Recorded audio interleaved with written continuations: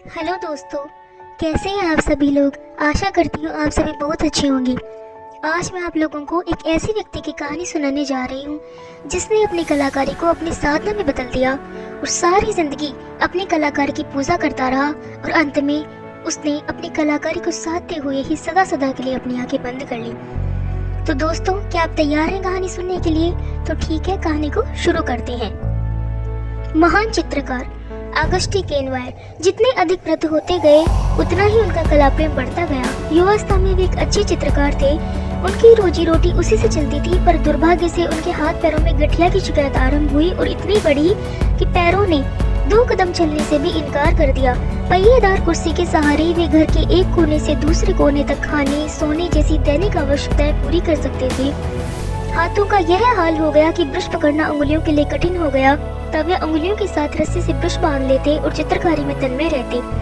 वैसे तो वह इतना दर्द उन्हें 24 घंटे बना रहता था। कई बार तो इतना बढ़ जाता था कि पहिएदार कुर्सी से उतरने और चढ़ने का अवसर आने पर उन्हें कराहना पड़ता। ब्रश को रंग की पेड़ तक ले जाने, डुबाने और उठाने में कई बार उंगलियों में बेतरह कसक होती और वे उसे जहां तहां रखने के लिए मजबूर हो जाते। थोड़ा चैन मिलने पर ही हाथ उड़ता, पर चित्रकला की उनकी तन्मयता में इससे भी कुछ अंतर नहीं आया।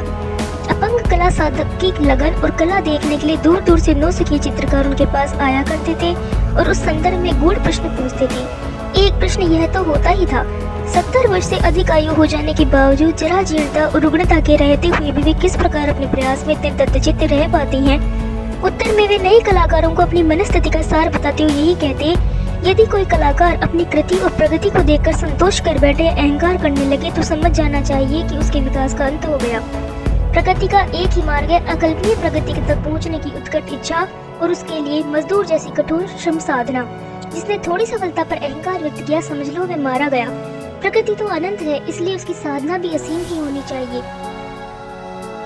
86 वर्ष की आयु में जबकि ऑगस्टी केनवायर बहुत अधिक वृद्ध हो गए थे, बीमारी ने उन्हें नरकंकाल मात्र बना दिया था, तो भी उन्होंने अपनी कला साधना छोड़ी नहीं। फेफड़ों की खराबी बेतरह तंग करती थी और लगता था कि अब वे महाप्रयाण करने ही वाले हैं, तो भी उन्होंने अपनी साधना छोड़ी नहीं। अंतिम दिनों में वे महिला मित्र नामक एक अत्यंत कलापूर्ण चित्र बनाने में निमग्न थे और अपने बेटे की मेज पर रखने के लिए एक गुलदस्ता चित्रित कर रहे थे।